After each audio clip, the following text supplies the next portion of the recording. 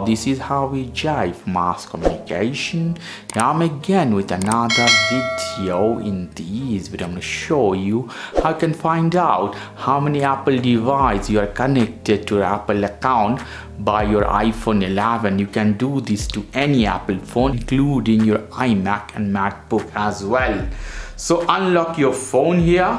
After unlocking, go to the setting option. At the top setting option, the first option, your name and account will appear. Hit this one here. So all the information should appear. Go to the bottom of the list. So you see all these devices are connected with my Apple account.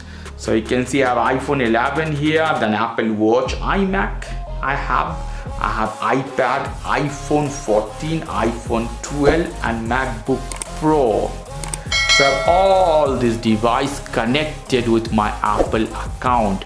Very easy, you can find it out in setting of your phone or any Apple phone. Okay guys, if you like this video, please do subscribe to my channel. If you like this segment, please give me a thumbs up. Take care till then, bye bye.